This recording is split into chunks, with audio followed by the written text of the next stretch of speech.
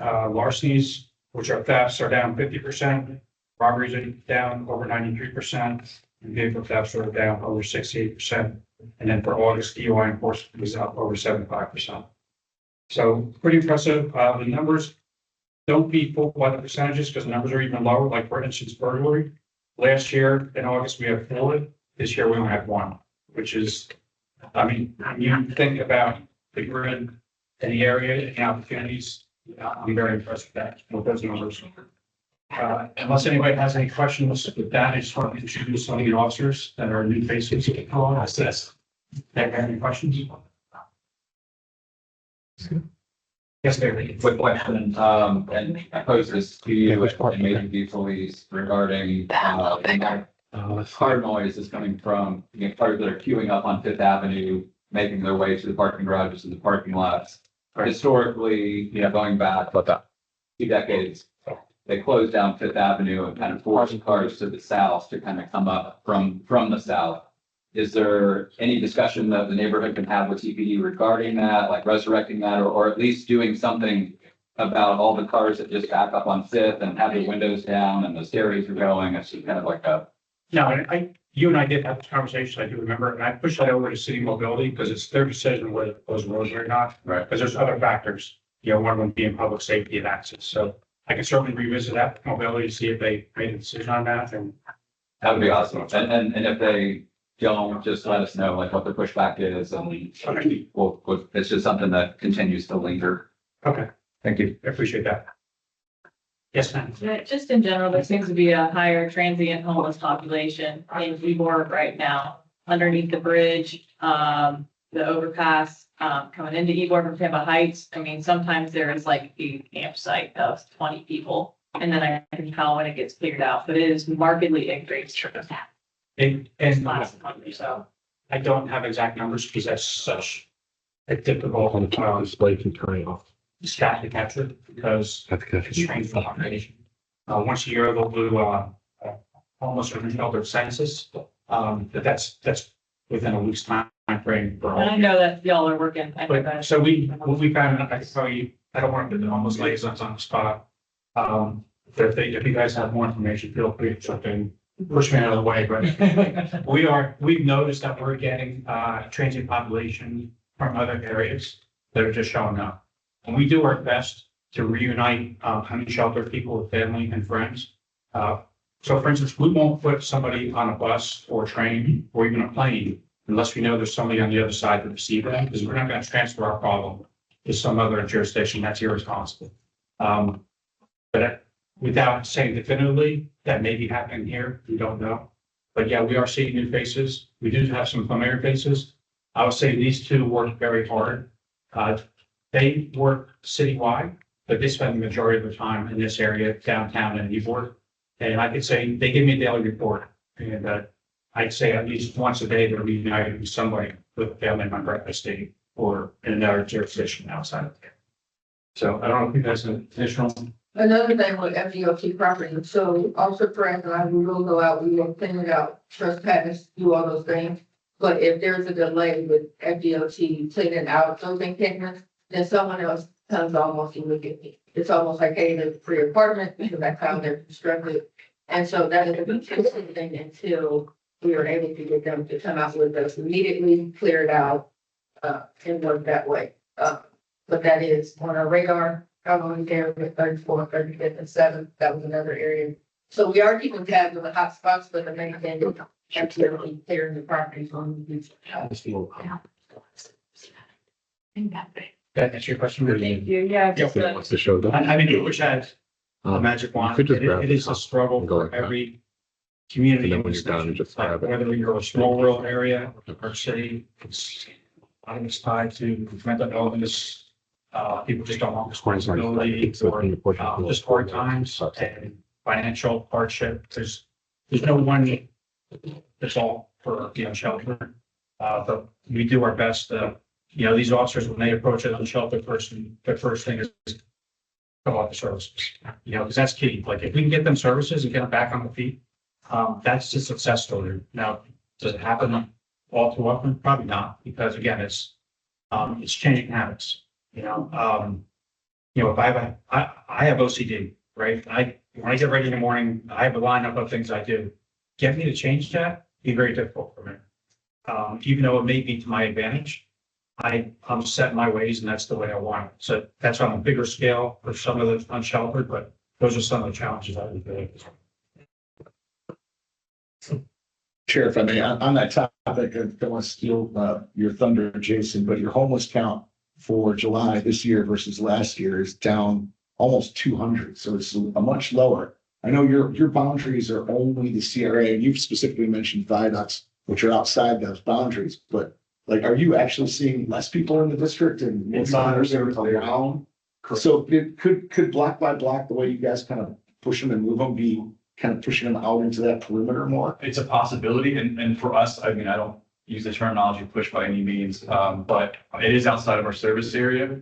But we do a similar approach. We do the rapport building, we do the, you know, try to get into our person of interest database, try to find the need, to facilitate any request that have with the City of Tampa Police Department for relocation, for City of Tampa Behavioral Health Services, that kind of nature. And even, but again, a lot of it inside of our service district, our actual footprint, we're seeing reduced numbers. But we do, even when we're on our cleaning operations in the other parts of the district, you see property on FDOT area 2, we report to the Tampa Police Department, but it is DOT would have to come out through. Thank you. So one more question. Yes, ma'am. Are there any plans to do anything about 26th Street, Avenue 26? That the speed on that road is so bad that 3 accidents happened back to back within 2 weeks. Which section of 26? 26. 26 Ave? 26 Avenue. Okay, which cross street are you? 26th Street. Okay, 26, 29. 26. That whole 26, they think is a speedway. So is there any plans to fix the issue with the speed on that road? Well, we have the enforcement piece of that, right? Yeah. Deterrence, education, and enforcement, piece of it. Roadway design and structure, that's really not within our, abilities. You know, I'd love to just, you know, arbitrarily put up stop signs and speed tables and stuff like that. We don't do that, but the city's responsible for that, but I can step up enforcement efforts in there. And I'll admit, like, I'm realistic and transparent, like, that may help things for a little while, and then probably creep up again, and then we have to revisit that. Yeah, we have to stop sign, we need speed bumps now. That's a point that we just. Yeah, and that's something the city goes back and forth on. I really don't want to speak for them because it's more of an engineering piece.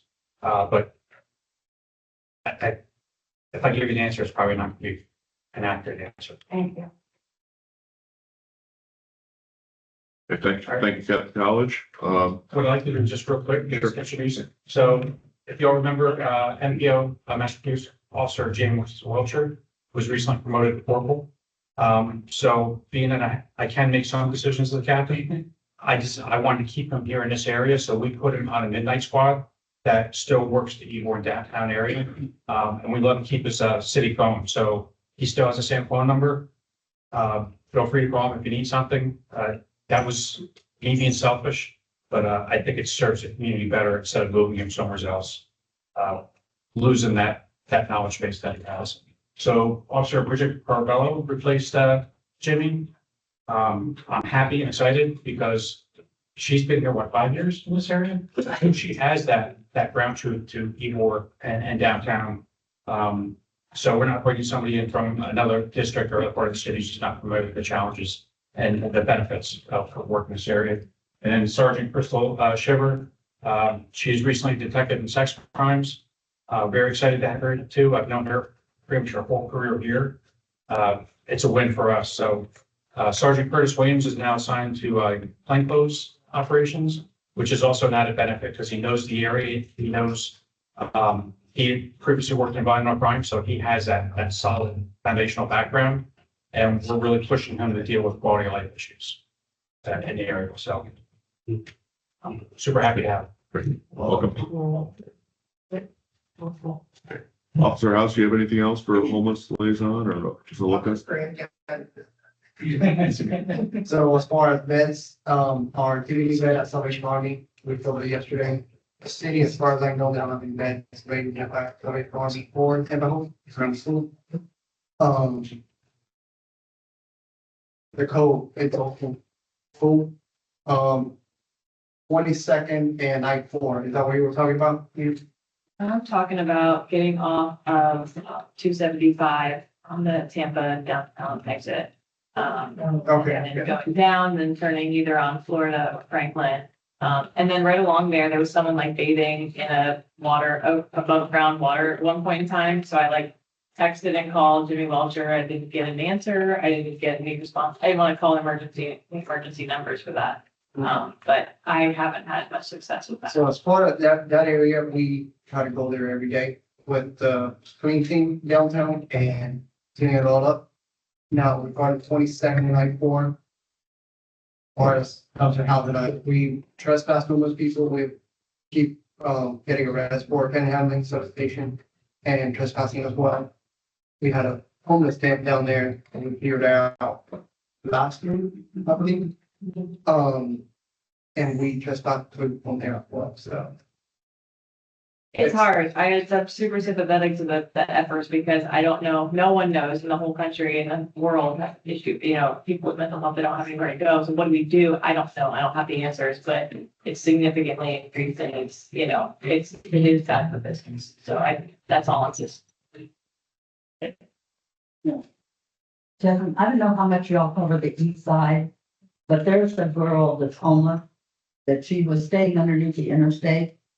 And now she was at the little store at 25th and 7th. And she started out with just one bag, and now she's got 3 bags, and she's got a folding chair. But the day before yesterday, she was crying, sitting on the service of the store. So I pulled over and asked her if she was okay. And she said, yeah. So I didn't want to butt into business, but she roams all around 26th and 7th. Okay. And she usually, is she elderly? No, young blonde girl.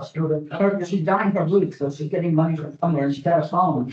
So sitting at the store crying, I stopped to see if she was okay to call y'all. Okay. And she didn't want to be bothered, but We do welfare checks on her daily. She's always at that, she is on private property side, but we still, as part of our initial push, and we've engaged her daily. But, and I'm not saying it's a method of operation, but every day she is crying, and that's what initiated our conversation. Do you need services? Do you need EMS? But she's always out there doing that. And we did get a little bit more backside of her story of why she's out there, but she still denies all services. But she hasn't set up a true encampment or camping, and she's on private property of the actual market. And we've had a discussion with them, but it'd be kind of up to them if they want her off of there, because she's never on blocking the right of way or on any city infrastructure. But I do know we check her almost daily, and she's always personally crying out. Can you send me her? I will, absolutely. she started out, she did have like a camp underneath the interstate at 26th. And, but she always has like a Gatorade or a Big Gulp or something, so she's getting money somewhere.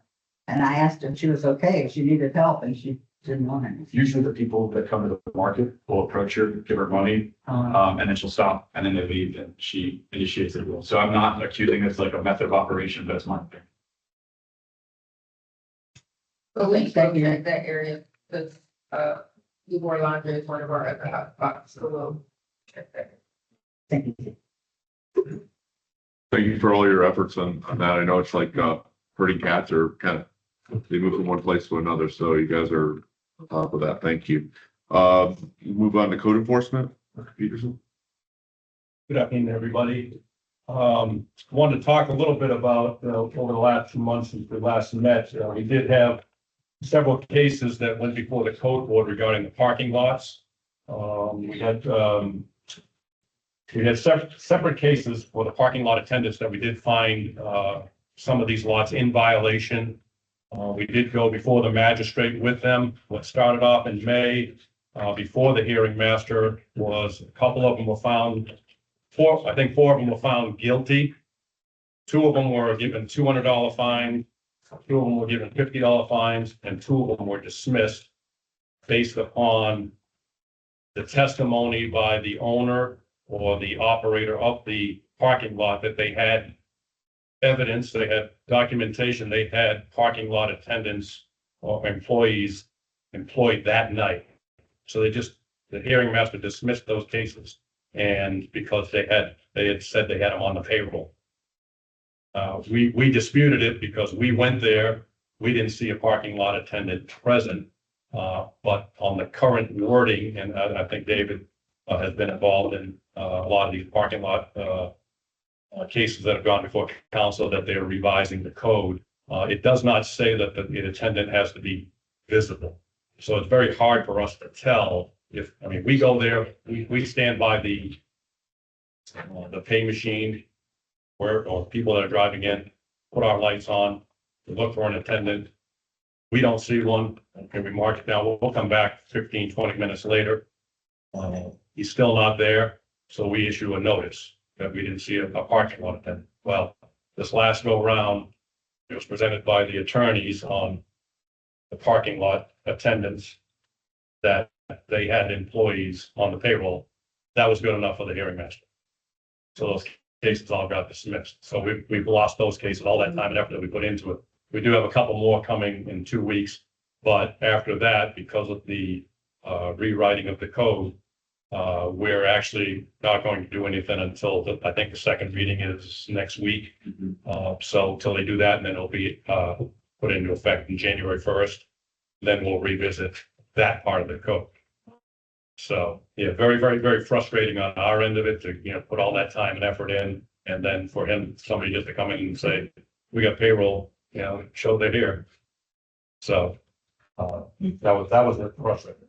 We also did have several on the parking lot requirements, meaning the signs, paving, landscaping, fencing, and 13 of those did go before the code board, and they were all found guilty. The hearing master was trying to please both parties. So therefore, he gave them $100 a day fine, but he gave them 6 months to come into compliance. So I believe those fines would not start until the beginning of February if they're not in compliance.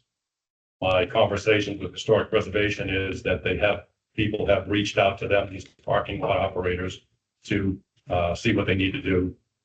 And they're working with them. We started with 19, it was down on this go round, it's down to 13 now. So we'll see where that goes, but that was just on the parking lot requirements. I apologize for not having the report. I literally just sent it before, as we were sitting here. I sent it to Brenda. Brenda, you got a copy of it. But if you have any particular address that you're interested in, I can take the address now, and then if you give me your phone number, I'll be able to give you a phone call tomorrow and let you know if you have any questions. I like the look of El Puerto's lot on the corner of 15th and 15th and 5th. 60th and 5th. Yeah, they did a nice job cleaning it up. Yeah, but if that's the outcome that we're driving to, it's a good outcome. It looks much nicer. Yes. Yes. First, I want to say it's great that you expended the effort on the departments, even though the operators can be invasive. I think it's wonderful that you're spending the time to enforce it on. Just quickly on graffiti, I noticed, I don't have the address, I should have got the address, but one of the buildings that's frustrating to me is the amphitheater. Now, it seems like there's just an endless amount of graffiti, and there's a boarded up, there's a board on one of the windows. Have they been cited? That I'm not sure of, but I do know where it's located, and I will have someone check it tomorrow.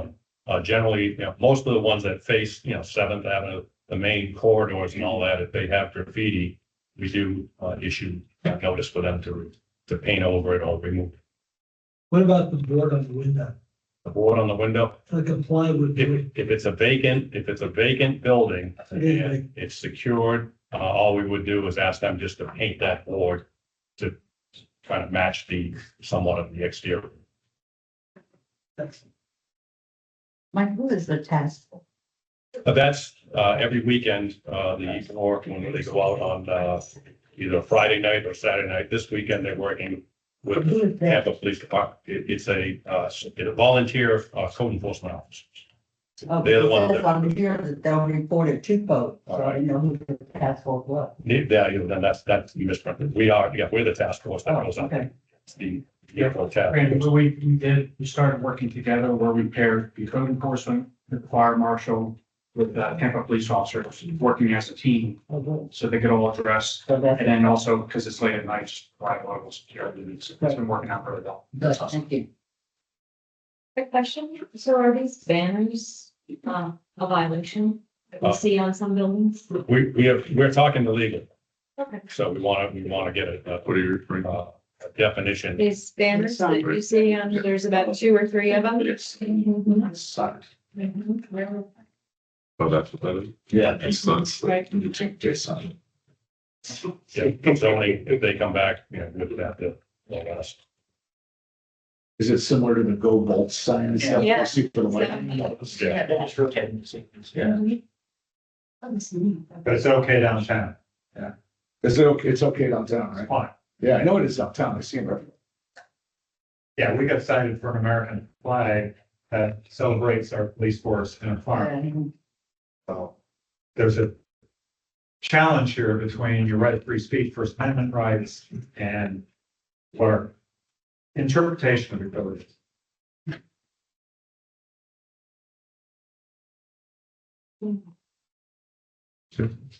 All right, let's move on to Jason. I think I'm actually gonna take this one, if that's okay. Beth. Familiar faces in the room, good to see everybody, a lot of new faces as well too. So just so you know, I'm Clayton Ratledge, I'm the regional vice president for Block by Block. Wanted to come talk to y'all for just a minute today. As y'all may or may not know, Block by Block's grown a lot over the last couple of years, and especially in Florida. And I can tell you a lot of our growth has been directly attributed to the work Jason's done here. Thank you, Jason. Great, I do have to share a little bit of this. We do. No. That's all I'm Chris's face. Jason has recently accepted a regional role. So he's going to be a regional operation. So he's going to be traveling the region, across about 5 states. We didn't approve that. No. Congratulations, Jason. Thank you. Well deserved. It's a big step up, and there are some pluses too. Jason's not moving it.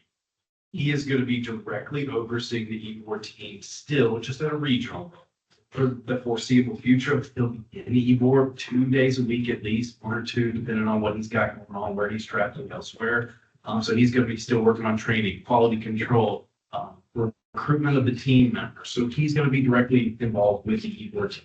But he will be moving on in the general sense. We put together a plan. We're promoting a couple people into an interim role. We've been with Ybor for a year each. And then we'll also be advertising both internally and externally and making a permanent selection within 90 days.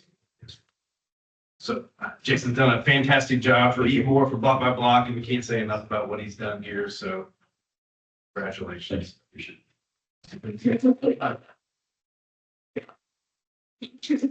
And still, I want to still get a stat in, like, I think a stat, I don't want to take up too much time, but so one of the safety highlight stats that I want to make sure I mention and bring up because it's the most notably alarming reduction in number is the business contact. So the business contacts have drastically reduced down to 550.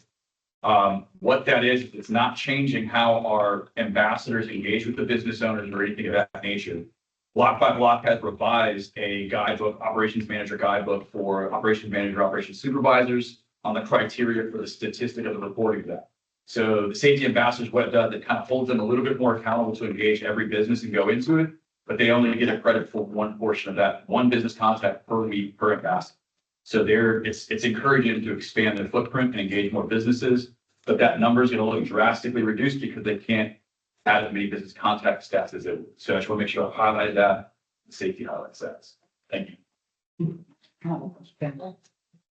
Yeah, I don't know if it's within your services. I got a picture of him today, but a guy on the east side was going around with signs about by your home, stapling them to utility poles. We remove all.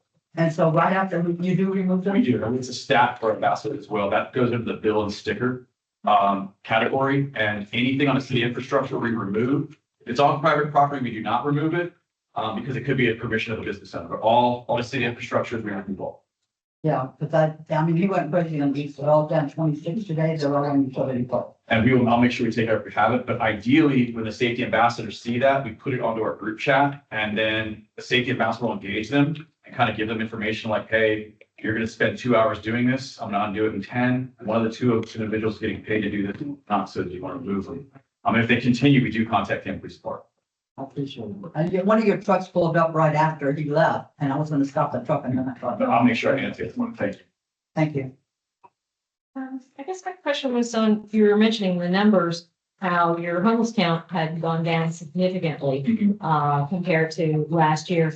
But I see that, and so but how does that work compare with the sit, lie, sleep, comply? Because you have like almost a threefold increase there. So I'm like, how are those numbers going down, but you're having all of these interactions? So the best way to kind of correlate that is individuals that are seeking services that, want to either get services, housing, et cetera, that are leaving the district or, be reconnected with family members are leaving. A lot of the individuals that are still in the district are even the ones that if they get detained for whatever, we do register on an app. So we get a text message or email when they're released. And we've kind of done a time frame on the individual. It takes about 3 hours to get back to Ybor once they're released and they come back. So the ones that are coming back, it's a lifestyle choice. And it needs additional city, behavioral health services kind of to address it. But we still know those individuals have a rapport based on their preferred name and their legal name. So we still get the compliance staff because honestly, a lot of them, they see the yellow shirt coming from a block away, they will get up and rise and move. However, they're going to walk 3 blocks away and do it elsewhere. So we still continue that, but so that still continues as compliance stats. So the compliance stats should always stay high. The non-complies ideally should always stay low. When we see a rise in the homeless count, we will see at times a rise in the non-comply, but you'll also see a rise in the EMS calls to the Tampa Police Department because we first go through our protocol of, are you okay? Can you get up from this location? And if they say yes, we inform them that they're on private property and what we're tasked to do. And if they don't, call visit. Jason, as I recall, when we started the homeless count, we really focused on the core pedestrian areas, 7, 8. Is that still the case? It is still the case, but we still have ambassadors on our parts of the district as well, and the P team as well. So, but predominantly on the outer side, outer core areas, we're just seeing the encampment side. And we're still working with TP homeless liaisons and that nature, but we do the reduction of those in our footprint. Thank you. Yes. Just as an aside to the comment about, kind of people moving around, I'll say on our side of 8, 9, and Palm, we have seen, I would say since May, an increase of folks kind of moving towards that direction. And our safety officers, we having recently this conversation, have mentioned that they are people that they know from other parts of the, so they're not necessarily new faces. Correct. But folks that have been relocated from somewhere else and now they're picking, a bench or the bus stop. Correct. Somewhere that, they know it's public, right? Correct. So it's not necessarily on our property, but that, they're not new faces. Correct. And as we've been noticing the same trend, we also, discussed with TPD, they've done an initiative to get the police notice put up on the further businesses that did have police notices up, which enacts us the ability to contact law enforcement if business is closed, business owner isn't present, and we've seen a massive increase of those being posted. So as far as, block by block, Tampa Police Department and the business owners engagement together on the education piece has been phenomenal. The results have been great. But again, they still have to post it. Jason, I just wanted to thank you on behalf of PINCO, like the impact that you created in a positive way to specifically historic Ybor is just night and day. I mean, the previous Yes team couldn't hold towards to what you guys are doing. So thanks to you for being responsive. Thanks to Clayton for leading the charge. And thanks to Dave Scott for being smart enough to say like, hey, by the way, you guys need block by block. You just don't know it yet. So thank you. Great. Yeah, we wish you all the best in your promotion, but we're glad we're not losing you completely. And I'm not moving. I'm short drive. I'll be here all the time. We'll have a new phone number, which will get out to everybody in a couple weeks. Dan, new OM will use the phone number you've always contacted. That number will stay for the operations manager, all the new numbers, but again, I'm local, so I won't be far. Great. Thank you. Okay, Mr. Robinson. We're going to talk about the CRA arts. Okay.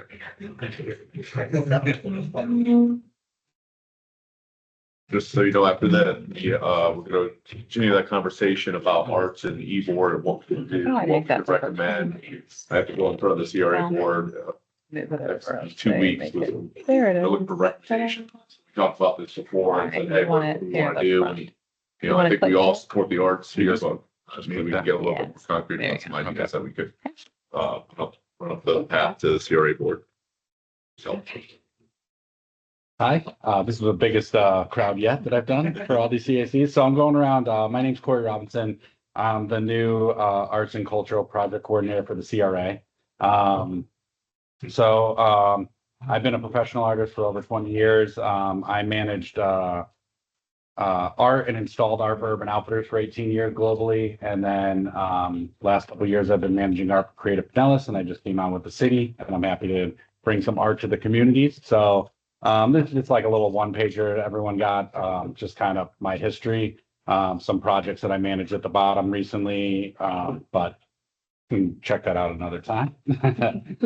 So coming into this role, there wasn't really a process for requesting art and like getting it moved through the CRAs and getting the art actually out there. So been working with the project management team on this flow chart of kind of like, it might look like a lot, but it's actually like just kind of my form of management with all my projects is trying to be as transparent as I can. So like, I don't want anyone to say like, what's this guy doing over here? You know, like it's taken so long. So it kind of like outlines the steps and like how it's going to kind of go down from.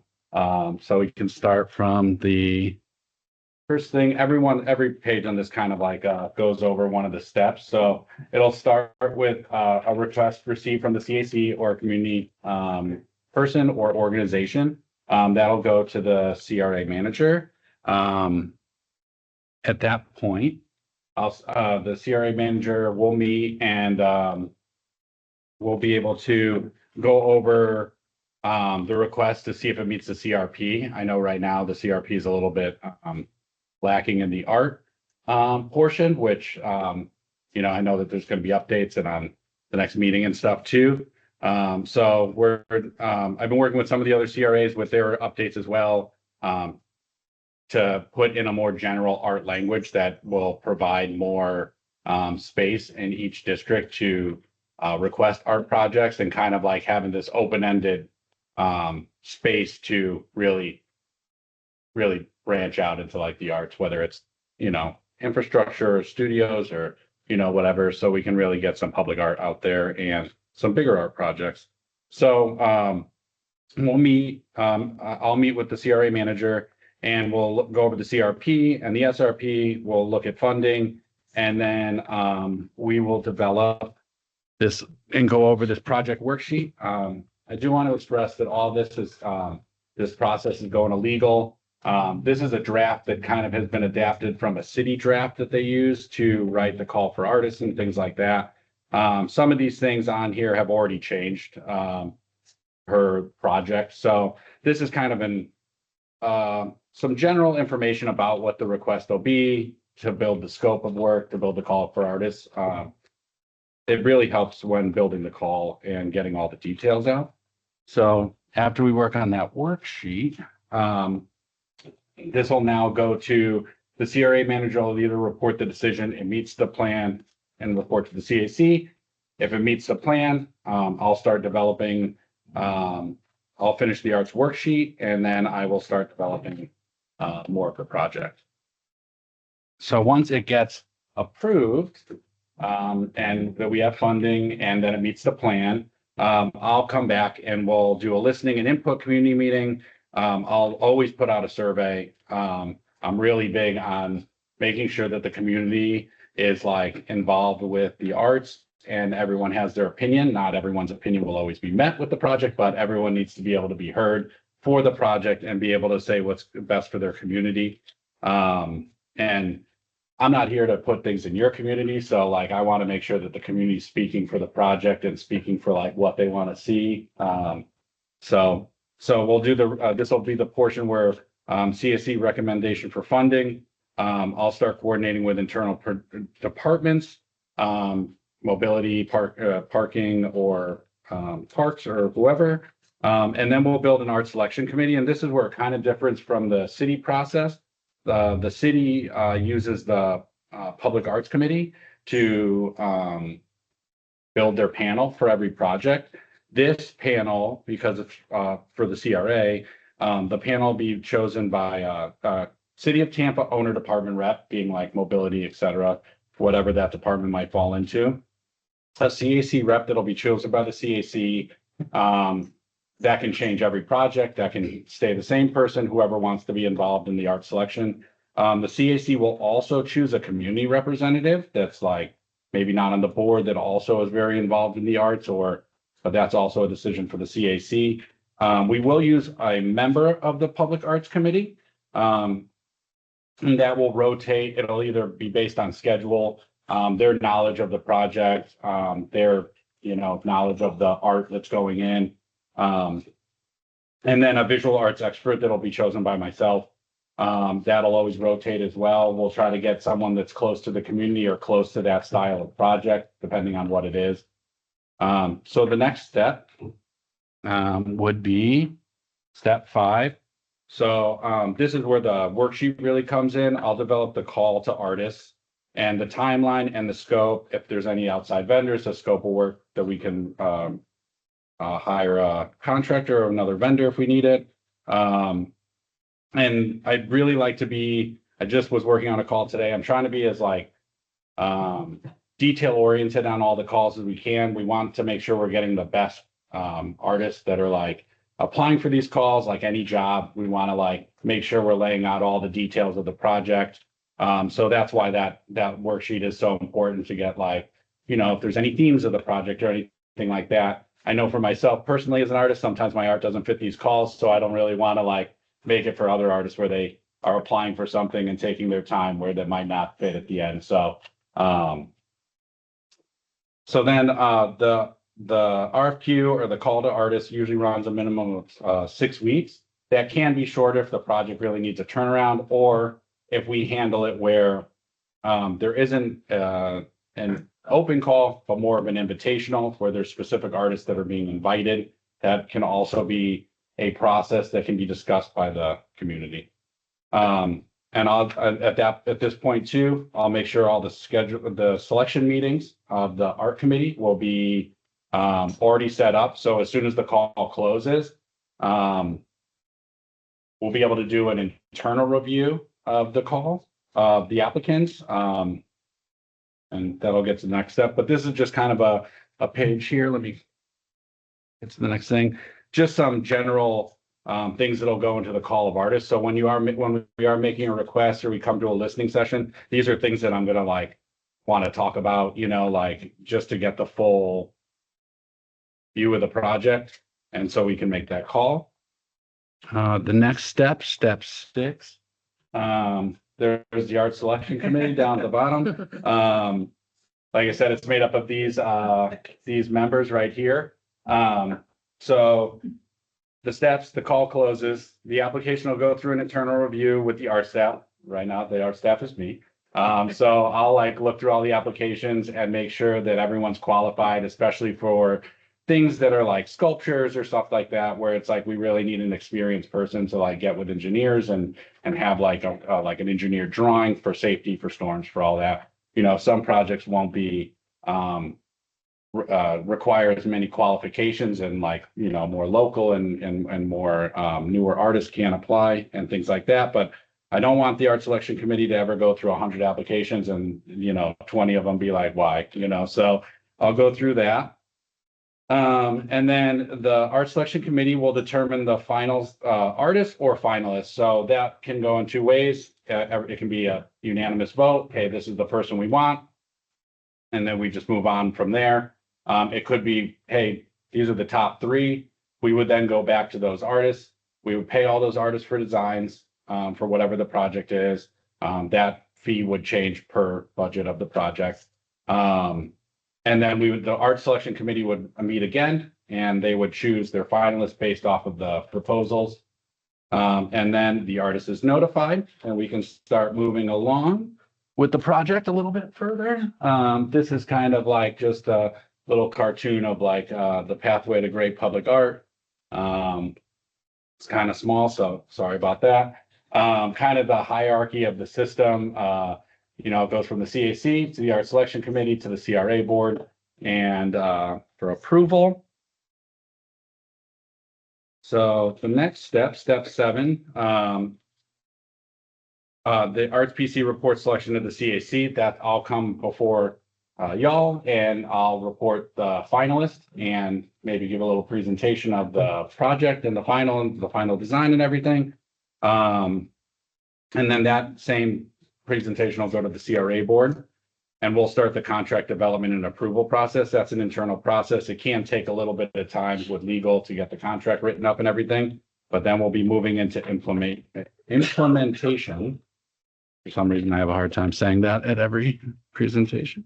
So step 8, I work with the artist to schedule the project and completion, whether that's shipping, delivery, site prep, etc. We'll have a dedicated planning and closeout items, get it in the inventory if that's something that we're going to put in the city inventory. But the main thing is we get to all celebrate the joy of having brand new art in the community, and that's really the end goal. So, and that's kind of the process. And so if there's any questions or anyone wants my card, you can call me anytime. That's, are you online right now on your computer? I'm physically here. No, can you? Oh, pull up, oh, sure. website? Please go to yborartproject.com. Oh, I know where you're going. The reason I'm bringing it up is we've got a hidden gem already in the district. And it, at the time we built it, it was the largest mural in the state of Florida. And if you read through, you know, you look at the mural, but if you read through the legend, Artproject.com. Ybor Art Project. Yborartproject.com. Because it flows from left to right. It's a story of Ybor.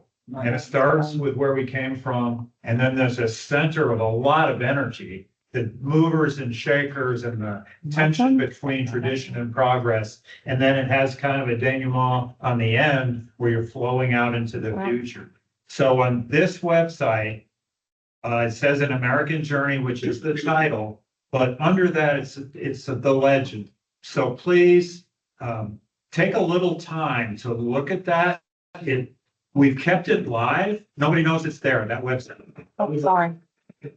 We got a wall underneath the mural right now, but embedded within the legend are links, you know, story of the Fuentes, the story of El Relo on the Cuesta Rey factory, you know, kind of where our history lies. And we can do that now if we just wake it up, and it won't cost anything. And I think it's a good, positive initiative to put a spin on Ybor art. Okay, great. Yeah, I'll definitely take a look at it. I just went out to this mural today because I'd heard there was maybe some talk. There were some questions about it. Yeah, I know. David did say. Code enforcement gonna find us? No, but I love the room. You're here today, Colonel, because I just talked to Brenda today.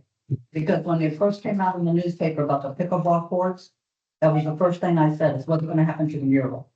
Not because my father's up there, but because, like you said, the legend people. And so I emailed Daryl Shaw about it, and I said, okay, if the building gets sold, we were promised that the building would stay intact, but move somewhere. And I told him I would offer to pay because my father's on there, but he's got that PVC pipe coming out of his head. I said, I'll pay to have that part fixed. But now that the pickleball people are there, and I guess it's so hot, the bottom panels of the west side are gone. So where you see where the Ybor light fixture, all that bottom is all gone now. So I want to know, and that could be a project for you, are they stored? Does Daryl have them stored somewhere? They just gone? Okay. I just found out about this yesterday, so I did go by there today and take some pictures. I have talked to the city's art department about it. They weren't aware that it was being taken down. So I am looking into that. Well, I emailed Daryl, he emailed me back immediately and said I was jumping the ball that, you know, the property hasn't been sold and nothing's gonna happen to it. And he would make sure of it. So I thought, let me bring it before I emailed him back. Let me bring it up here today and see, put everybody on board and then. For what it's worth, I know the pickleball ladies, it was actually a plan review issue. It wasn't like, oh, it's hot in here, let's cut this stuff out. But it wasn't their choice. It was City of Tampa plan. Just where are they? What's that? Just where are they? I don't know that. I'm That's giving you the my background, question. like why they were removed. It was the city construction services department requirement. As long as they're stored somewhere so that if the building gets sold or torn down or whatever happens, they can be put back together is my concern. Yeah, that I don't know. I peeked in the building today briefly. I didn't see anything in there. I knew where panels might be, but that doesn't mean that they're not there. According to their contract, I like looked at the contract a little bit. Pretty old, so I don't know too Well, much not only about did we that. pay to have it done 2 or 3 years ago, I think it was like $3,000. We got it recoded to protect it from the elements so that this big investment that we did will stay with Ybor City. Yeah, I mean, I would prefer to say as well, Well, I can email, I'm sure Daryl Shaw will answer me and I can email him. I just didn't want to do it before the meeting in case somebody here had information. But Yeah, and I'll give being here today is awesome. I'll give you my card too, so you can like, any information you have on it, please reach out and email me or call my city cell. That is one thing. I have my cards with me. They're back there. I'll pass them out. Call my cell phone. I go back and forth between downtown and Hannah, but I'm mostly downtown and my desk phone is at Hannah, so I'm kind of back and forth a lot, but the majority of time is at downtown. So just call my cell phone or send me an email. I'm like pretty fast at getting back. I noticed you say visual art here. Is this restricted to visual arts? Because Ybor, of course, has a very long history of performing arts. Can performing No. arts be part of this as well? This is just me as a visual artist. It's all arts. And right now the CRP is a little bit, the Ybor CRPs are a little bit hindering on the arts that can be added, while you guys are going to the board next month, but on also like re-updating the plan. The general language that I'm suggesting to our urban planner that's been working with all the companies that have been updating all the plans is like open to performance. And it can fund a lot of different things. And I think that that's like what the plans have been lacking based on years they were created or, at the time, maybe art wasn't as important. So definitely going forward, it's like as the plans get updated or whatever happens this month at the board meeting, like it's going to be, really based on what the community wants to see. I can manage whatever art project you want, visual, forming, if we can work that out, or like whatever the idea may be, as long as it once the plan gets updated or we get some leeway in moving forward with the current plan until the plan gets updated. Really, whatever the community wants to see, if we can work it out and and there's funding and everything, that I'm down for whatever. Yeah, I think it's kind of one of those things we have to be a little bit careful because now with the revision of the CRP and how our budget, the CRA budget is spent, it's more on bricks and mortar and physical things. So I think performing arts may be a little bit more difficult to stay consistent with how the CRA is established, but visual arts or installations of physical pieces or different physical things, I think are probably more in line with how the CRA needs to spend its dollars. But I mean, I think we all have a power of suggestion here to throw something out that would be beneficial for the area as well. Sure, this is a new question or for the question, but we've done our whole drafting the budget. Where does the funding come from for these projects? For public art, well, you would create a line item for it. It would come under, we have a catch-all category called neighborhood improvement. But Rich is hitting on a good point. Just because you want to do it doesn't mean you can do it. Not only do we have to update the plan, it has to be consistent with the statute, and the statute's gotten tighter. So typically, public art is considered capital improvement, believe it or not. You can tie it to a capital improvement project. You can put a statue somewhere. You could put at a roundabout, they want to do art or a mural. But you just have to remember, we're supposed to be remedying slum and blight. So you gotta be careful about what that looks like. So, but we do have public art. It is eligible to be in our plan. But in the budget, so tell like you want to do roundabout art or something. Well, we don't have roundabouts, but a statue somewhere. Then we would create that. Right now, it's not defined as a project because we have to, number one, we have to have it in the plans. Number two, we have to have it in the district, which will be, and number three, we have to have money. So would this be like, we could spend it on the stormwater improvements that we've spent money on the plans, but don't have the money to facilitate it yet, or art, or the Centennial Park, right? Right. Yeah, it just has to be in the plan, and then you prioritize your plan by putting it in the budget.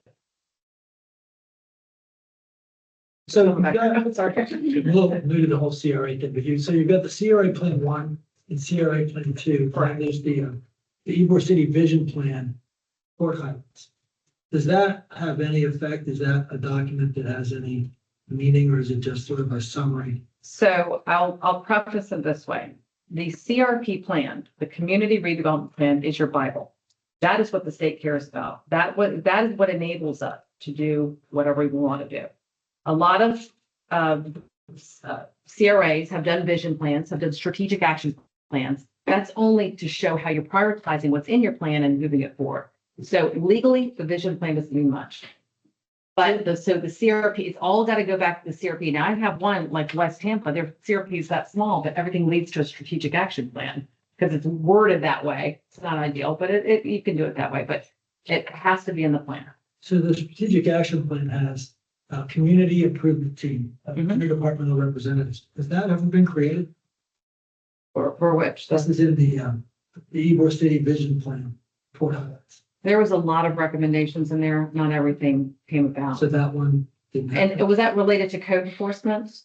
No, it's just called the Ybor City Vision Plan for Highlands. It has the vision statement, Yes, the situation, and then plan highlights. yes, yes. Some, again, this was done a little while ago. So not too long ago, about 5 years ago. It was before we had block by block. It was before we had some other measures that we put together. Then we have the Ybor squad that we're paying for, which is over and beyond policing. So that may have been coming out of code enforcement needs. I can look back on it, but anyway, there's a lot of stuff in the vision plan. Some stuff's great, but again, it has to lead back to the plan. And this is the kicker, guys. When we do this community redevelopment plan, there is going to be stuff you want to do that we can't fund. I cannot fund special events. You cannot fund marketing. Okay, you have to fund dissemination of information. It's very, very specific in the statute of what you can fund and what you can't. So where we used to have a highway where we could have flexibility in our funding, every year it's gotten shortened. And now I would say we're on a bike path. Okay, so as long as we stay in that lane, we're fine. Art can be justified, okay? But performing arts, can we fund flamenco dances? Probably not. That's going to be or something like that, performing arts. Now, can we buy a building? Yeah, we can buy buildings all day long. Can we acquire property? Yes. So Brenda. And also affordable housing and community policing is huge in those two expenditures. Yes. Apart from funding, are there things that the advisory board of the CRA could do to change things in the district on non-monetary? So for instance, Dave's concern, I've got a right to free speech, but I want to put a highlighted flag on the sidewalk using the CRA as a vehicle to make a change to the code to be able to do that. If they want to put up a banner highlighting sports, or, an event that's going to happen, if there's a live music event, getting some changes made to the code that makes sense to the residents, the businesses in Ybor. Can we use the CRA to do that? Not really, because all that's land development regulations.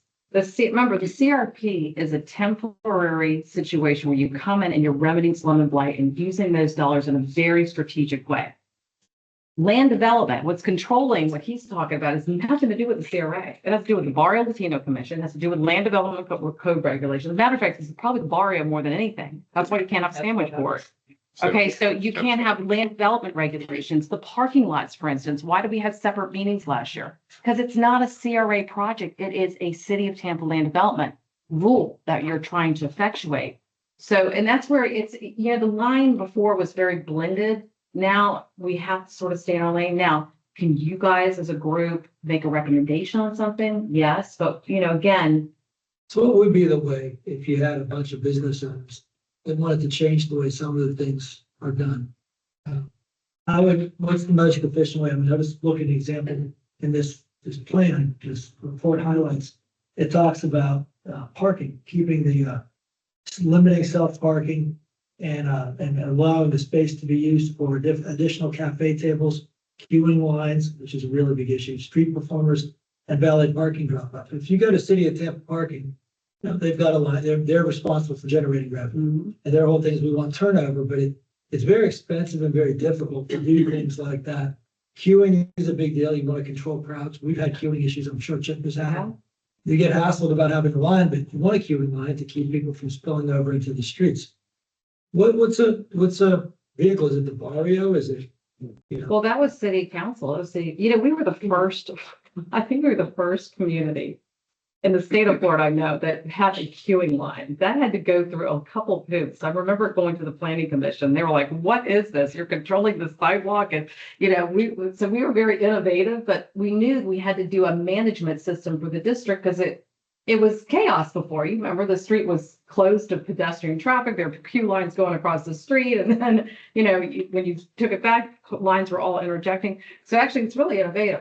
But so that was done really, again, it's the CRA did not do that. But before you guys were, we were doing everything. When you're YCDC and Ybor, we were doing everything. You were the community voice for everything.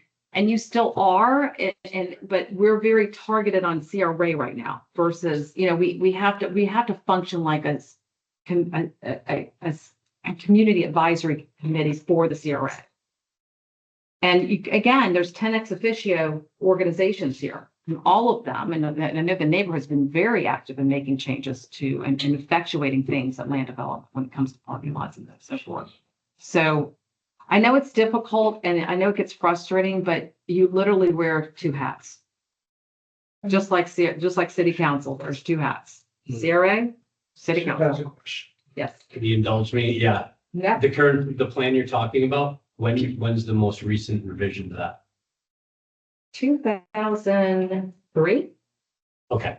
And all these, all the It's different. been a long time. And I'll tell you what, when we did the update to CRA 1, okay, CRA 1 was 1989. Okay. It was done on a typewriter. Okay. We were given 15 years. And the only reason we went back to CRA board or to the county commission, we had to go back to the county commission. That's when the interlocal agreement came about. Okay. Ybor only was given 15 years. We were expiring. And so the first amendment was changing the date. And the second amendment was going back through. And when we went to the county commission, that's when everyone says, I want a CRA, I want a CRA. And that's when we went from 3 CRAs, downtown had 2, Ybor had 1, to 9 overnight in 2003, 2004. That's when Channel Sister got, because everybody want one. And then East Tampa wasn't even on the drawing board. But when they went to the county commission, it was Tom Scott said, he said, well, what about East Tampa? And they just claimed 7 square miles north of us as a CRA. So that's the largest CRA in the state of Florida. So anyway, that's where, so 2003, have we really changed that plan? We have updated it. At the same time, we added Ybor 2 in. So Ybor 2 and Ybor 1. And it was very broad. You made your plans broad back then, that you'll do X, Y, and Z. But since then, there's been a lot of changes. So we really need to spend this next year bringing those plans up, updating them, consolidating them so that they're one. And really, they should really do it every 5 years. But The states change the requirements and the handcuffs they have on you so much, right? I know there is a lot, but we can still do some great stuff. And just so you know, we have 10 more years. You'll know that, right? 2034 is when CRA expires in Ybor.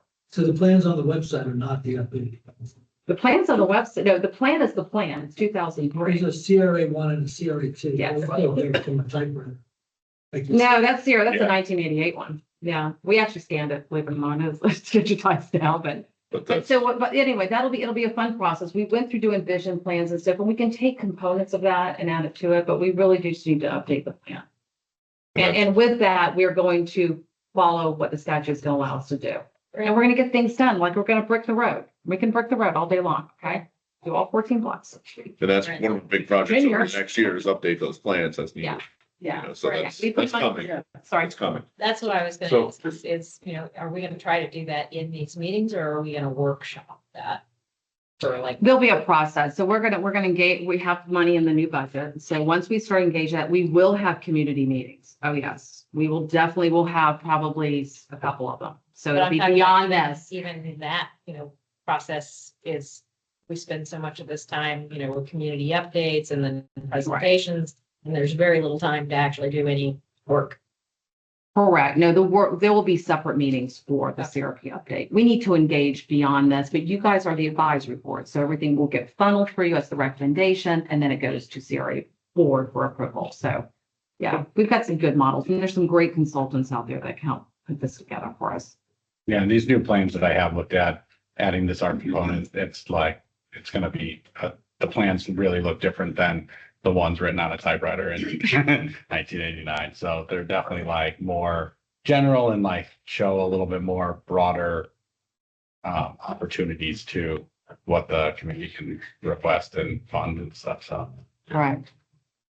And I'm gonna kind of get into this a little bit more, but I think one of the vehicles that we have at our disposal here is what the YCDC is. We talked about that as, as being separate now from the CAC and how that's reborn into an organization that can make regional recommendations to city council, to zoning boards to get ordinances changed.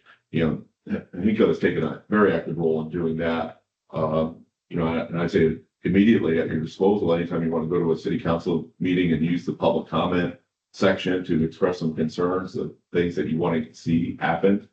But part of our reorg for the YCDC is to be able to be that sounding board to represent all of Ybor, not just the CRA 1 or 2, with issues that we're facing and be able to bend the ears of city council so that we can progress change. And I'll address that, kind of give you an update on where the YCDC is in a couple of minutes. I had one more question for you, Corey. Yeah. So it looks like this is a pretty extensive process to go through with the art approval process. Is there like a dollar range of, for like maybe a smaller project, couple $1,000s maybe? It seems like a pretty extensive project, but if we're talking a larger mural that's tens of thousands or more, that this process seems more reasonable. Yeah. Has anything been discussed as far as different size thresholds? So we talked about some thresholds based on like where the funding comes from and like how we pay it out. But because of the city process on selection and like their selection process, that's why this right now, this document has been given to legal to see like if anything can be changed or if processes can be shortened. I came from a place where the last few jobs I had, it was a very high turnover, in the corporate world and in the public, in the nonprofit world. We were really turning over projects. So that's like, if I can turn the project over, I'm going to turn it over. So anything that I can do to like kind of streamline, there is some things that are not even in this that the city goes through that I kind of like saw that we can kind of like remove from the process. So anything I can do to make it move faster, I definitely will. Some of the smaller projects, depending on what kind of call to artist it is. If it is just an invitational, if it's like, for something like a sculpture, we kind of have to open it up to like a broader audience because there's not as many sculptors as there is maybe muralists or like painters or, something like that. So it all depends on really the project. But if it is like, we're inviting these 10 artists, and the community says, we want to maybe get these 10 artists to bid on this mural or, like apply to this mural.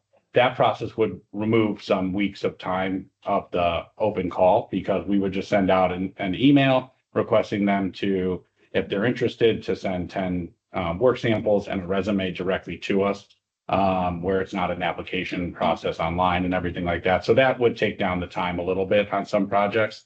But unfortunately, based on funding, there isn't any steps that can really come out because of it. But I am working on trying to like get some projects like running out. So Corey? Yes. So do you have some examples from, say, Creative Fidelis? Yep, so there- That are recently where you actually show different examples of these things we're talking about and the expense associated? Yeah, so these 3 projects down here, these were all done these are all in Pinellas. the first one is in Pasadena, on South Pasadena Avenue. We did a mural project over there. We did 6 murals and it was $96,000. Sometimes these murals were a little bit, I would say 50% were on the smaller side. One was a very large mural. So like, the artist stipend changed per mural. This one, this mural itself, the artist stipend was, I think it was 7,000 and then 1,000 in materials. And that was like for just this wall itself. That doesn't count like if lifts, or we would always get a pod for the artists to keep their stuff in, things like that also go into that budget. The middle project is in Grand Central Park in Largo. That's a crosswalk mural between the Performing Arts Center and the library. They already had a mural there. It wore off the ground. It wasn't painted correctly with the correct paint, so it only lasted 3 years, unfortunately. So this project, the budget was a little bit smaller. Largo was able to do a lot of the priming and prepping and closing of the road and doing a lot of the back work for it. So this artist stipend was 6,000. The materials were 1,500 because we had to use traffic paint. And that project, and the last project, we did 2 rounds of this in Pinellas. This was with the graffiti abatement team. This was actually the county transportation department funded this. We wrapped 18 boxes, signal boxes and artist wraps. We funded 18 artists.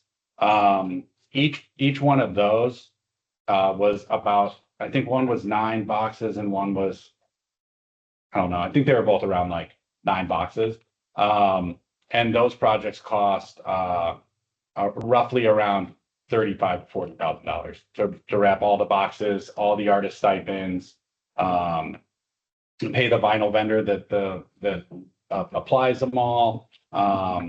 And I've been working on a project with West Tampa. They're going to maybe wrap some signal boxes. So I'm working on that right now for them. And I'm getting some different quotes over here on the other side of the bridge. So that project kind of budget may vary, but I know we've done some very expensive murals in the city of Tampa, and they've been very like impactful or like very impactful sculptures. So it can range from, a sculpture project can be, 150,000 to, and up, and that project can take longer because of fabrication of the actual item. But and something like the signal box project, that's a pretty inexpensive project. A lot of the murals based on size or like difficulty to get to the wall, if there's landscaping, if there's, all those things play in. But I think with like a lot of budgets and ideas, we can kind of maybe get something that works for the artist, the community, and really work it out based on price tag. I don't want to say that it's like, we're only doing murals that cost $20,000 because that's not where I'd like to get the artist paid and get the community what they want. So we'll always try to work it out and try to figure something out budget wise or, size wise and idea wise. There's one thing that Corey and I've talked about, which is the garage boxes. Oh, Right, those sad garage boxes. So right now, you want to mention, Yeah, they're so not in great shape. So the ones that HCC has, I found out that they either refurbished those themselves or when the CRA was still YCDC, they might have funded that. Couldn't get a real. No, they didn't. Okay. They Oh, you did? Okay, great. did. So the other ones, to activate them, they're all in different shapes of repair. There's some that have like, the ceiling has all mold, some have active leaks where there is no ceiling, some have no electricity, the electricity's hanging out of them. One has a pile of termite frass that is like so insanely large that it seems like it is a display. A lot of, one thing that will have to happen, especially on the east facing side, HEC's windows have a little bit of trees and shade over them, but I'm sure that they're still taking a lot of heat. These window boxes get extremely hot. So like activating them, and getting artists to put priceless works of art inside a 120-degree box is gonna be a very hard sell. So, I've already talked to the parking department. They don't really have a budget and it's not really on their radar to repair. I have reached out to facilities to set up a site visit to see what the cost of repairs are gonna be on those boxes. We will have to put some sort of UV tint and maybe some sort of ventilation on the back of the boxes to suck some of this heat out, and maybe put a UV tint on to like, just so even if you wanted to activate it in community signage, it's not burnt out and like a blank piece of paper hanging in the window 6 months after you do all this hard work to design it. There's some steps to go into this, before we can actually activate them, but I am on it. And I think it's an opportunity that like we can get maybe some art agencies involved and like really get the community involved, or, things like that in the process of activating these windows for art. It just is a little bit of a hard sell with the repairs and the heat right now, but I'm actively on top of that one too. Thank you, Corey, for coming out today. We appreciate your I'll time. pass on my cards. Great. So on that presentation, do we have any priorities, ideas for what we can go back to the CRA board of what we'd be interested in pursuing? I think garage boxes, one thing that I thought was kind of interesting is graffiti abatement. Somehow there's an art program to fight against that, but I'm open to any ideas. I'd like to Olivia. So I know a lot of people kind of in my generation, and they always try and find those little murals to take pictures with and stuff. And that would attract a lot of, younger women, especially, people like my age, because they want to be on Instagram and be cool or whatever. And so Selfie spots. it could help businesses as well if we did something like that held up the integrity also of, the history of Ybor too. So it's kind of an idea. I'll second that. I would say that that's what, like, people will look on, if they're looking for places to take a wedding engagement pictures, and they'll go on Tampa murals and they'll find the ones, and they'll go to these kind of out of the way places to take a picture in front of. I would say, I don't know if there's a way to compromise to make those art boxes into something like that, but the art boxes themselves, I don't think there's a whole lot of pedestrian traffic on there, and I don't want to waste too much So time on that stage. I did talk to historic preservation too. I did have an idea about like maybe activating them as like a interior vinyl, and we get artists to like almost do like a mural, so it would look like a mural, but because of the vinyl in historic codes and Ybor, that's not an option, so I'm back to. What's the historic code that stops you from? They just don't really approve of vinyl on any windows. It's just like a glass. Really, it's gotta be. So that was my original thing. From the inside out? Yeah, I was gonna say, they can't see anything about it. It's inside the glass. It doesn't. But that might be. Barrio can control, if you're putting vinyl on the outside of glass, they have complete control. If you're putting vinyl on the inside facing out, you can do. That's it, because I would only want to put it on the inside, so it can't be vandalized. You can see it from the outside, so it's possible that the barrio would not approve that, but I think that is I like that. That would be the most inexpensive, get artists involved, get art agencies involved, and like we do a call or maybe an invitational. It could even be themed out, like that was my idea, like if it wanted to be like historic themes to meet with like the culture and everything like that. Getting the vinyl, there's the cost of the vinyl and there's the artist cost and everything, but like that is probably the cheapest, quickest repair on those windows. I can touch base with the store and see what they say. Because that's something I didn't know. It's probably helpful too. Hinka can back you up in that regard when you go to historic, because the residential neighborhood is who's going to stare at that 24/7. So if we're on board, which I'm not saying we are because we haven't seen it yet. Yeah. But if we're on board, then that's going to help you when you go to historic. Okay. Yeah, I'd like to get everything like squared away, and like if that is going to be a project where like the community really wants that, and maybe we can sway them and that could be something that is very inexpensive for CRA to fund and, kind of like fixes the repairs on the garage too. So, without actually having to fix the repairs, because the other thing with those windows that I found out is, there's active leaks because of the pressure washing, because that garage is getting pressure washed constantly, which is great, but it's built for rain to get inside and then to dry out, not to actually be sprayed constantly with a high pressure sprayer in like all the corners and the seams.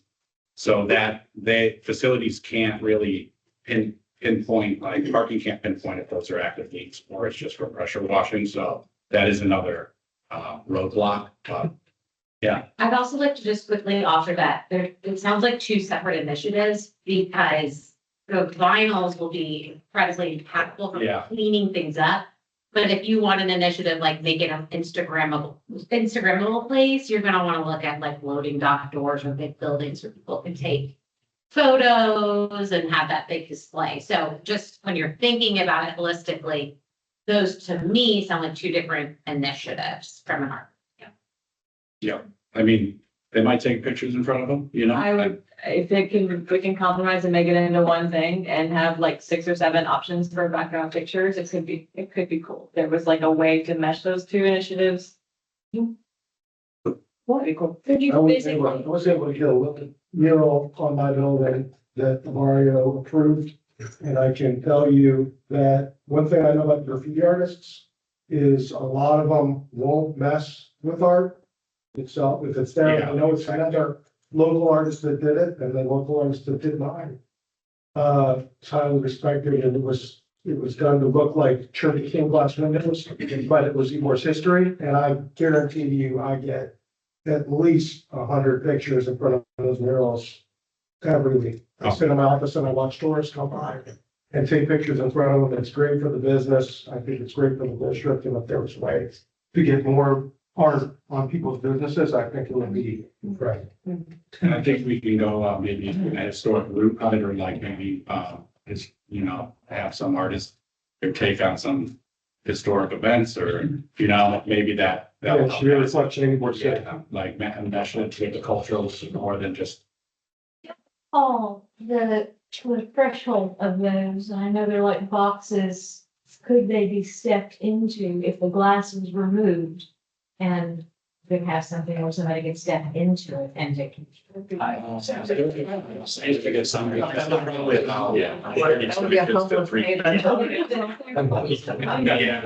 few hours forming art. Either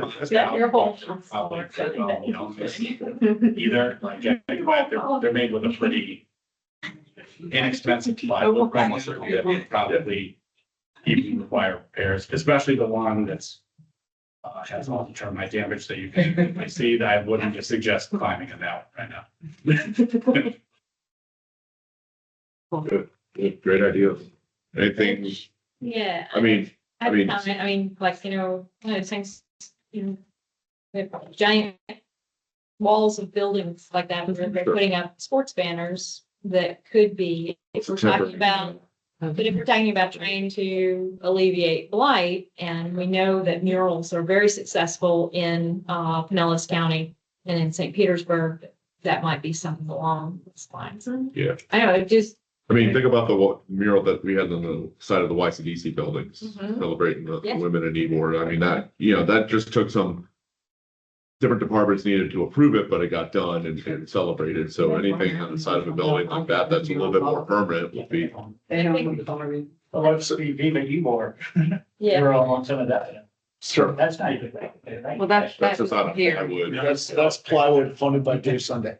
He funded the last two. So hey, real quick though, thinking about that side of the building, we have facade grants and building improvement grants. Could they be used to improve a building that looks like crap? For example, the amphitheater? Right That's now, what I was thinking. the grants, hold on, because that was asked. We don't fund murals right now.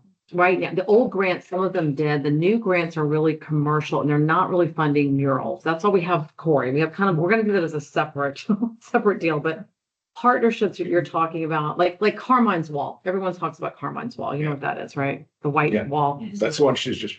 Yeah, well, yeah. So He's not here today. I wish he was.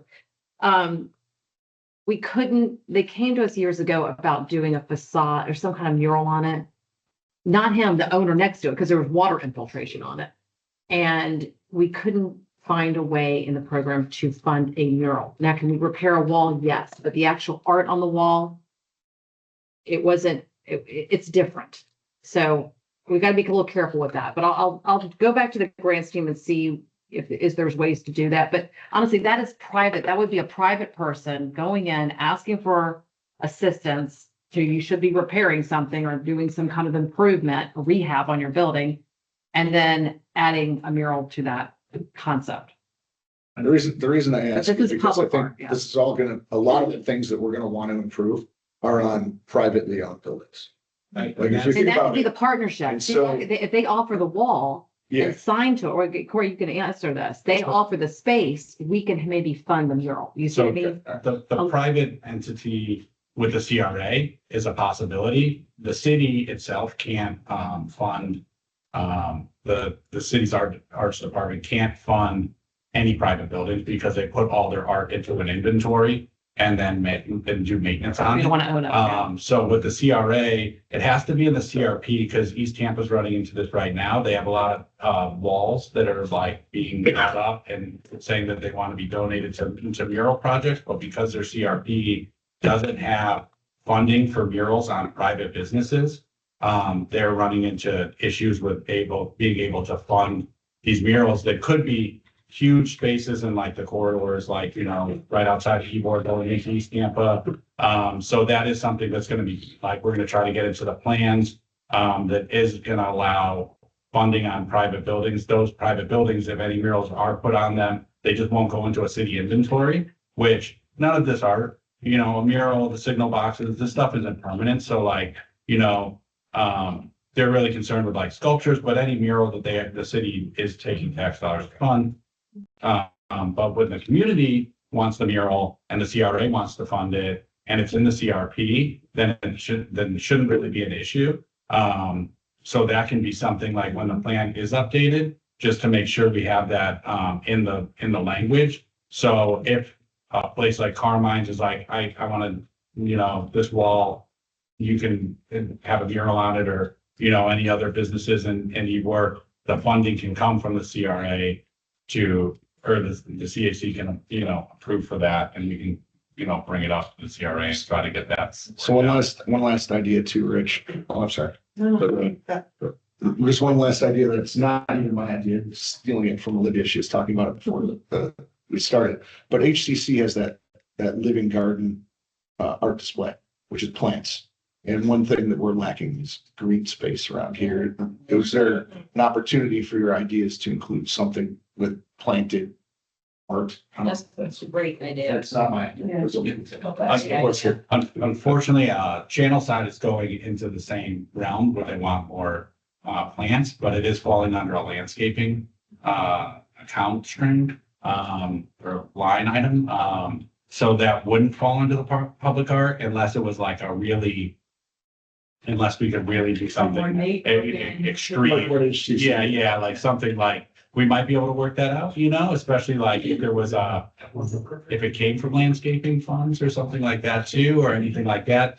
We just got to play around with it. But yeah, if there was something like we can work out where the project's going to be like this, then that's something. With the channel side, that means that having orange. I can't really speak on that too much, but. And part of this, you guys, is that, think of it like this, we can build it, but we're really not supposed to maintain it. So if we put plants in it, who's gonna maintain that? That's really the challenge. I got, well, you do, yeah, because we gotta, yeah. No, I'm speaking of that. I want to have a point of clarification that I didn't mean to interrupt you. No, So that's finish fine. your. No, I'm finished. So to clarify here, since there is nothing in the CRP about art, we can't do anything with art until that happens. Is that correct? Because I'm hearing a lot of ideas, which is fine. Yes. But if we don't put it in the CRP, what I'm hearing you saying is that all of that is mute because there's no money to do it. Right. Am I correct? The only thing that's in the original CRP is we were to create an artist village. What does that mean? An artist village. But there's funding for it? No, there's nothing. And it didn't even speak to affordable housing, because back then there was plenty of affordable housing. So if there's we so get many the CRP, changes. We need to update that Yes, if we want yes. any of these We need- things to happen. Right, yes. Rich was asking. We're gonna have that You have conversation. to report out to the CRA board 2 weeks about it. So, No, and I understand that. I just want to clarify that we need, that needs to happen. And I think the general idea is that we're all in support of art and Ybor. I mean, I think we all, everyone here in this room loves it and wants to see it happen. And I don't know how specific they're gonna get with, hey, do we have specific ideas? Can we accomplish it? Do we have money for it? Is it in our CRP? I don't know, but I think it's something that would help us move that forward to get the CRA board on board with us and saying, hey, the community really wants this. What can we do to make this happen? Working with the city and bringing all these things together to improve the district. And to the extent that we, that we've made I think a very small impact, but an impact nonetheless on having more green space and having art in our property, we are all about that. If we can expand that throughout the district, we are happy to partner with whomever we need to partner. That's why we have the boxes, right? But the maintenance thing is real. Like we, that's student art, right? That we have to kind of rotate on a regular basis, and our faculty has to go and do the installation of it and make sure that so partnership, I think, putting those maintenance pieces as a regular budgetary item in there is important. Yeah. good. I'm glad. Okay. I think she's a great partner too. I mean, your students help with that. And then And they love to do it, but we also have to work on their schedule, right? So, Yeah. What's? Okay, so my comment is that, yes, I think like everybody here, support public art. I love public art. The Exploding Chicken is my favorite thing in the world. But I also take pause with us putting any budget towards public art until we really make a dent and blight in our community, because I think we haven't really done so far. And we have 10 years. And that the focus should be maybe for the next 5, really, working with those affordable housing dollars, other things along that lines, and that focus there. And then we do that. I mean, where there's little elements, I love the signal boxes things. That combats graffiti in those areas, right? Green spaces, if we can do it, we know, I don't know how we can translate it to art. I'd love to see that. But my concern is saying, oh, great, let's write art into the CRP when we need to be focusing on what the CRP, we haven't done for the Right. past. I think that's, it's a holistic approach of what we can prioritize and get done. We definitely, the priority this coming year is to update the CRP, get that done so that we can finish strong for these last 10 years. One issue for, the public art in the right of way, we don't have any land really here, so it'd be a public-private partnership to make anything happen here, which is, I think everyone's on board for that, but land acquisition is something that we talked about. There's other issues that may or may not, like storm retention and drainage, buying land for that or redeveloping it for affordable housing. So there's lots of options on the table. We also just need to make sure that we're consistent with the CRP and get that updated. Go back to Corey and then Chris. Sorry, real quick, just to touch base on the CRP again. Just because it goes in the CRP doesn't mean you have to do it, but you want the option to be able to do it when it comes up. You don't want to fall into this position 5 years from now. And you're like, wait, we cleaned everything else up. And now we want to do the public art, and then there's no component to it. So just because it's in there, just like the artist villages, hasn't happened yet. And it's probably not gonna go down. Well, there's soon. things happening with that, but not through this. Yeah, exactly. My point is to agree with that and just simply say that deciding what to spend our money on is a budget exercise. The CRP should be a vision exercise. Exactly. What could we include? And then when we get to budgets, we decide, okay, what's the priority? Where are we gonna actually put dollars? Yeah. And we know realistic expectations of the CRAs aren't gonna get extended. Right, so, in the political climate these days, there's no real chance of that going on further, so, this is our kind of last 10-year cycle. Yep, so let's do some good. Find some money for things. Corey, thank you so much for that. I have some ideas. I'll bring that to the CRA board, see what they say that, there's good support, and we'll work on the CRP, updating that and involving arts, and we know some of this, city council, CRA board members are very pro art in this area, so I think it'll be well received. And if you need me for anything, please feel free to reach out, like any ideas or, and reach out to Brenda with any requests or anything, so we can, really provide the community. Okay, thank you.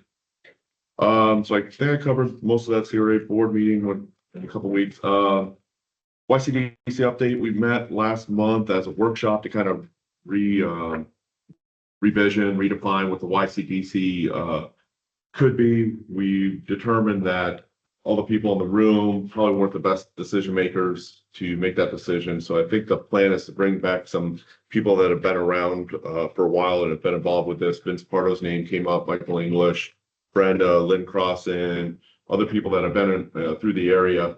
And Vince did a matrix a while back, which we haven't been able to find, which, said, okay, the Ybor Chamber does this, the Merchants Association does this, the neighborhoods do this, where are the gaps? And that should be like, kind of help out all those organizations is what the role of the YCDC should be now that it's independent from the CRA. So we're continuing to work on that.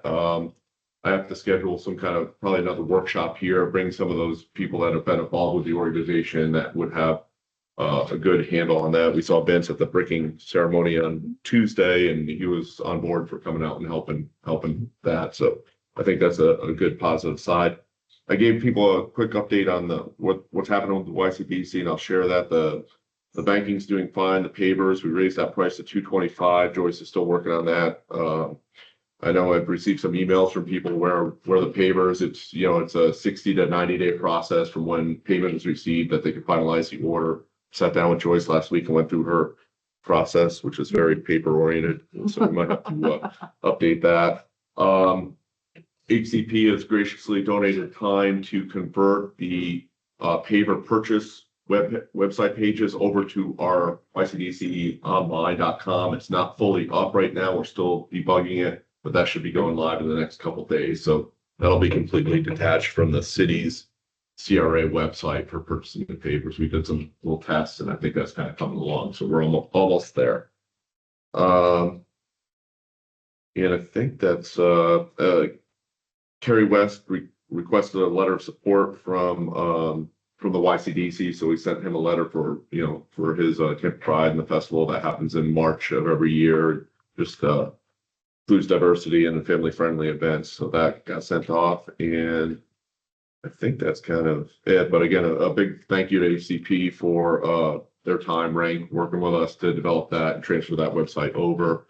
I also like to give a shout out to Tucker Hall, who helped us design our new logo, which I've shared in previous meetings with you guys. So things are continuing to work there. I think in the next couple months, we'll get that kind of a little bit more defined so we can continue to make that forward and work for all people. And just kind of, you probably touched on the bricking ceremony, which was really nice. Yeah, so just you want to go to my report? Okay. Yeah, I just want to hit one more thing quick. Barrio had a meeting today, but it didn't have quorum, so it got canceled. 4 projects on the east side are happening over there, but that we didn't have quorum. There was some kind of scheduling mess up. So everything on the caseload gets pushed out a month. So Is that an Pittsburgh projects 1,000? yeah, there's one of them. Bryce Brandon comment on this. There was demo of a contributing structure. So Or demo of a contributing structure, Fran. That's usually. yeah, I can see that. It's been, past contributing for a long time. Fast contributing compliance. But the stallion is still there. The horse that I've been trying to get rid of for 10 years is still there, so. Yeah, we would like It's a to see public that. art. Yeah, yes, it is. It is. All right. Thank you, Brent. Okay, well, thank you, Rich. Just so y'all know, in your packets, and I'm sorry it's so many pages, but we missed a month and everybody gave me reports from all over, especially code enforcement. So that's why you got a thick packet this time around. But you have your project report here. As y'all know, bricking was our #1 project. It got completed segment 1, and we have some money left over to do. Yes, we do. It actually came in a little less expensive than we thought for 2 blocks. So we probably have somewhere around $450,000. So The engineer has already been asked to start designing the next block. Just so y'all know, we also have to do the intersections. So it's not as easy as you think, but there is an intersection between the streets. So we have to, there's discussion about doing all at once or coming back and doing the intersections later. So they're coming up with costs. Yes, sir. What was the cost of the 2 blocks? $434,000 plus the Hillsborough County Sheriff that we had to pay for. That was part of the MOJ, which was a little costly, but we haven't gotten that bill yet. And, you know, and the crosswalks are, you know, the intersections there, I mean, that's also an opportunity for the public art, like, you know, maybe the bricking's different or murals there Hasn't too. been discussed. That's a barrier. I mean, that's right. Right now, it's just to be all brick. With the crosswalks are a little bit different. Y'all know the crosswalks look historic brick, but they're level because of handicap accessibility. So we do, so anyway, we're gonna start moving and I'll bring y'all back updates as we know, okay, as fast as we can. Yes, sir. That's the question. Are you speaking of the breaking that's being done on Seventh Avenue? Correct. Is the leveling process gonna continually be the same? Or will they level it out? What do you mean to? The drive aisles, right now it tends to be a little bumpy and the engineers say that over time though, as more. It's gonna traffic, level out, settle a little bit more. I had one complaint on the bricks and it was that it was a little too bumpy. Okay. And they said, well, you really slid up, but from what I understand from the engineers, they're saying all that's gonna level out. Okay, right now it needs to be broken in a little bit. The bricks they're older bricks, but that's what I know today. But it's level. It is on a level asphalt base. Is that coming from the engineer or is that coming from the contractor, the actual installer? Yeah. What's coming? What do you mean? That they will level out because that doesn't make any sense. Yeah, because I never had an issue driving on that road Yeah, before. Now it's an issue that, you know, it feels terrible driving on it. Yeah, well, it's a big transition, I know, going from asphalt. But, you know, I'll find out more about that, but it has been brought to our attention and I've shared it over with our engineering folks that are doing it, saying the next block, make sure, you know, how smooth can we get it, right? I mean, it could be as simple as like, it's a variety of different bricks they're using, which that's a different problem to solve, but it's pretty damn rough. So no one goes fast, right? That's the point. Well, I think there's a balance between traffic calming and public safety. You still have to have, you know, fire department, cop cars, like people still have to get down. Yeah, they won't have any problem. I don't think Yeah, it's a brick road. It's a historic brick road. Those bricks are 100 years old. So at least 60 years old, we know. Excuse me, but you used the actual bricks that were previously on the road? They were old bricks, yeah. Throughout the city. They're, of Tampa. yeah, you For can. a variety of sources. They had them in storage down in the port area that the cities had for a few years and some were purchased by us that No, we're have been in palletized. stockpiles. Well, I was excited about driving on it. I drive a Corvette, right? It's slow. Don't like it all. It's just, it's unreal. But we'll think about the whole street getting done. So it's gonna be real slow. So, but I will bring that up. That came up as a question. Is it a little too bumpy? Okay, so. Yeah. now my other concern right now is 22nd and 8th. There's a pothole.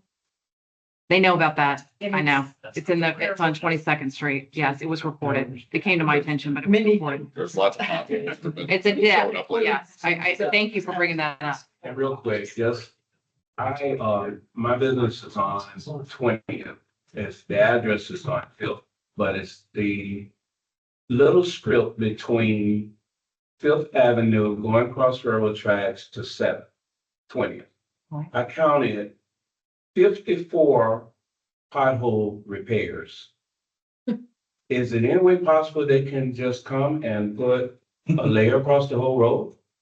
I mean, 57 potholes. A brick street? And I just remember. Awesome. 20. So just so y'all know, if you see things like this, okay, and you report it to tampagov.net. Have you done that? Okay, great. And you took a picture and you got a response They came out and restored the other 7 new potholes. You know, but what I'm saying is how can we go about getting a fresh layer of asphalt over the whole road? 57 potholes, can you just imagine that? And they're continually popping up. I don't know if any of y'all ever had a chance to visit that area. I live on 20. We have that. My house, that blue house in 450. Poultry store. Right across from your house. Okay, so you know, Yes. City Street, it's not a great shape. Yeah. Where it goes over the Yeah, railroad tracks. right behind my old building. Yeah. They're too I'll damn talk to busy. you, yeah, I know what that area is and I can report it in tomorrow They're as too well. damn busy Find out. taking care of all of Hyde Park and all that. There's blacktop and everything over in Hyde Park, like it's nobody's business. They don't need it, but they're still doing it. Before we leave the bricks on set, what I fear, we've got 4 blocks under construction. And there's no plan for the rest of 7. That's an interrupted project. That's the spine of Ybor City. And it goes all the way down to 26th Street. And the bricks are sitting in somebody's yard, and we should have enough money to complete that project, but there's no plan. Well, that's not true. No, We there's no don't plan. have the money. Yeah, That's we the problem. We don't have the money. We had it, it disappeared. No. We started saving for it a year and a half ago. There's none in escrow? There's 400K or so. 969. I And think there's, hold on, and in October, we'll have new funding for the new fiscal year as well. So we continue to save for it. But that's even with that new funding and the 400K, we don't have enough to fund the whole amount. If somebody wants to do a public-private partnership and donate some money to accelerate it, we can. But we'd have to cut team, we'd have to cut budget from somewhere else to fund it more than we are today. So just to be clear, like even next year, when October's funding kicks in for the fiscal, we won't have enough to do the remaining 12 blocks. All at once. Just give us fund for the central plot downtown out of this CRA. No, that's not allowed, but 30% of our budget for the last 3 years has gone to affordable housing. Right. It hasn't been spent. Yeah, it hasn't been spent. It's sitting in the, What do you do in government? we're not allowed to spend that money. Why not? Did it come out of the CRA? The CRA board gets Okay, to there, decide. somebody They should make decide. bullshit flag. Yeah. I'm serious. Well, just want to make sure that you're aware of the situation. Well, It's not like we don't want to pay for it all, we just simply do not have the money. it went somewhere else, right? And it hasn't been spent. It's there, but it's been allocated to affordable housing. Yeah. And the city doesn't have a plan. We've been frustrated with this for the last 2 years, 3 years over this, but there's, We've been in front of the CRA board probably no less than, 5 or 6 times bitching about it. And it goes into deaf ears because it's all about politics and affordable housing, and it's affordable housing, but there's no place to put affordable housing in a very confined area. How are you gonna spend money on affordable housing in CRA 1? And it just falls on deaf ears. So it's all about politics. So we're doing what we can with the money that we have, and, we're gonna have to buy more bricks and get more bricks, and, I mean, I think something here is, we're doing a block. That's We're gonna keep progress. going. I don't think this project's gonna get stalled, but we're just gonna keep going. And it's prioritized. Yes. It's in our. So anyway, back to the project report. Y'all have it in your packet. You have it's 2 pages, but mainly, it's really focused on working as a priority. You also have grants. There are grants that are going on in our district. Several grants. People have reached out to me. They're starting to get tracked. Everything we do is tracking. So you'll see these 2 pages of grant programs. These are all the commercial grants. And then last but not least, speaking of affordable housing, B Parks came at our last meeting. They let open the grant programs for the affordable housing, which is owner occupied rehab program, down payment assistance.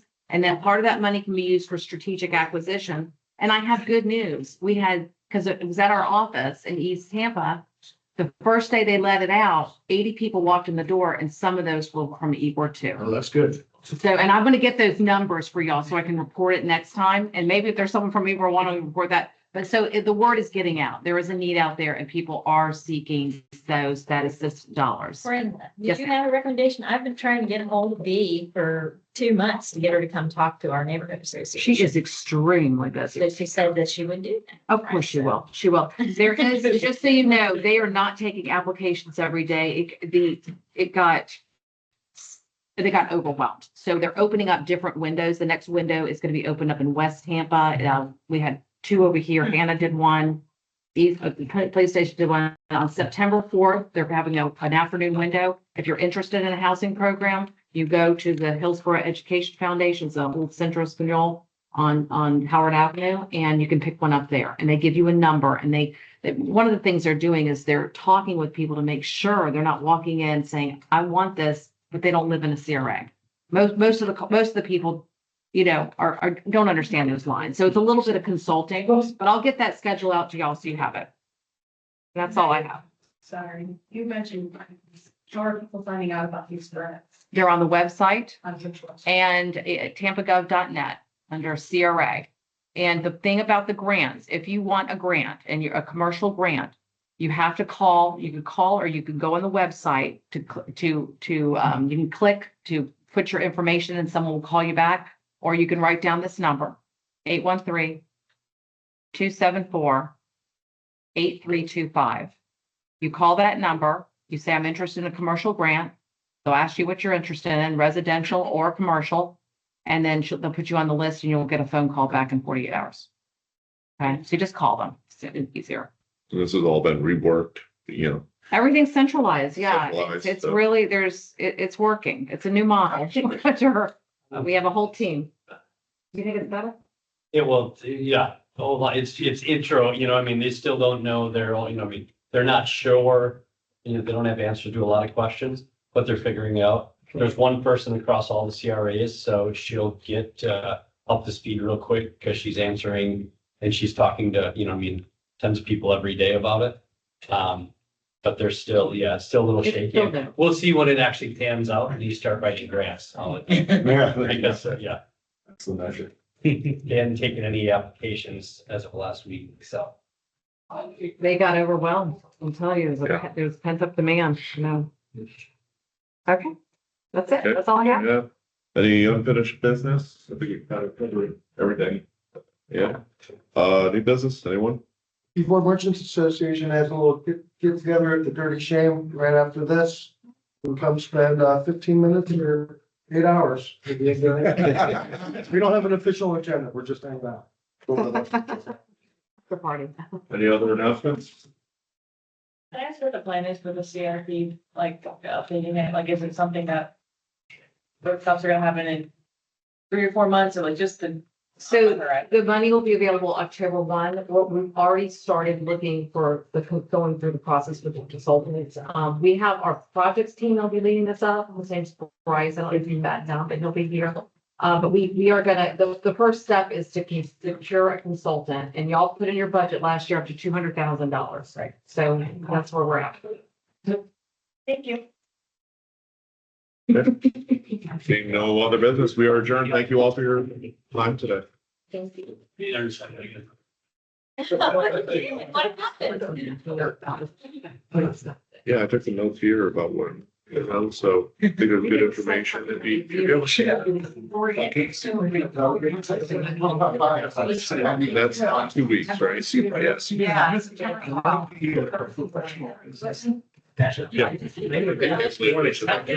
Yeah. They say so. Yeah. They look at their own story. Hey, I heard you're yeah, need some more space and some. When or when I'll be able to, or if I'd be able to be a part of the YCDC. And That's right. Yes, absolutely. Talk to Rick. They just met like last month. Yeah. Because I've been meeting regularly. But yeah, absolutely. Talk to Rich. And she'll. I mean, so I'm gonna get You have to have your phone on. shut down for a moment here. West Tampa, but. Yeah. Yeah. That's what I like. If you're not crossing, okay, you're not Yeah. crossing from skating, your block and. But that's, you know, I mean, right now, I don't want my own, you know, I mean, first. I saw myself, that's. Yeah, you basically.